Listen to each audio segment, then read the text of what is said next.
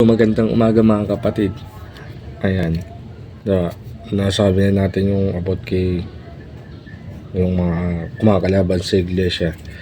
Kami, nanahimik ko yung mga iglesia. Pero kung mura-murahin nyo kami, grabing pagmumura yun sa amin.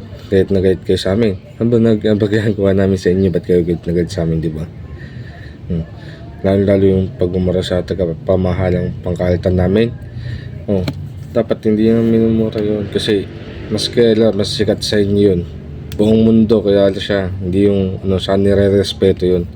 Kung mura-murahin nyo, kala mo kung sinong tao lang, simpleng tao. Hindi, murahin mo na kami mga member, wag lang ang ka Eduardo ang tatandaan nyo, kasi mahal namin yan. Mahal namin yan. Hindi lang ako nagmamahal sa kanya, marami nagmamahal sa kanya. Yan, tatandaan nyo, diba? Sa kumakalaban sa iglesia, hindi man kayo ang masuklian ng ganti. Iba ang magbibigay sa inyo ng ganti. Nakikita kayo ng Diyos kasi ang iglesia nasa totoong Diyos kami. Sa totoong Diyos kami.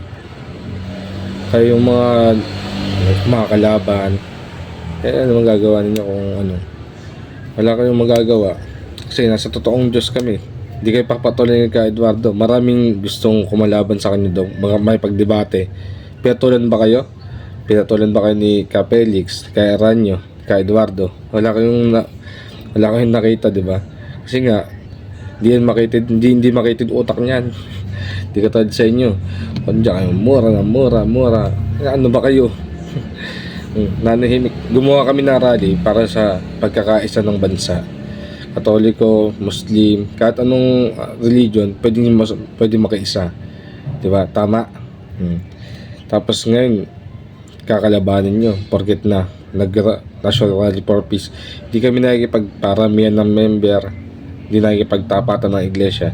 Para sa amin, magkaisa ang buong bansa. Gets nyo? Diba? Kasi sa totoo lang, yung gobyerno natin pahirap ng pahirap, diba?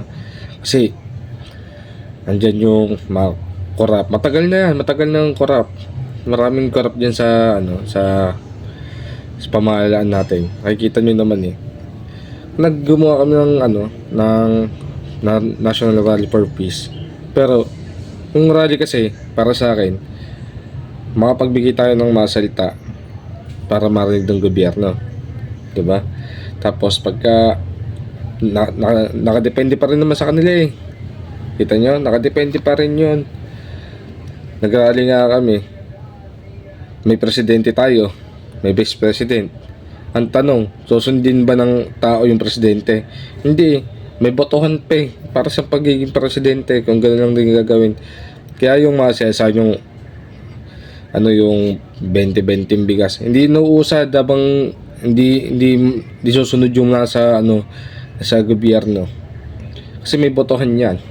Kung sabihin na papatupad daw ng batas 20-20 ang bigas, ang boboto ba yung mga tao ba sa kongreso? Boboto ba sila? Hindi, di ba?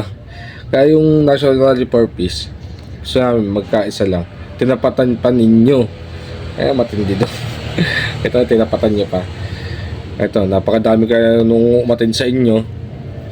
Grabe punong-puno yung yung sidewalk kasi sobrang dami nyo, diba? Ngayon lang naman, wag nyo saraan yung iglesia, lalong-lalo si tagapamahalan at pangkalitan namin, kasi wala kayong makukuha dyan. Maraming gustong kumalaban na hindi mga sikat, kahit mga sikat kung kinakalaban yung iglesia, pero never kayo papatuloy ka Eduardo, diba?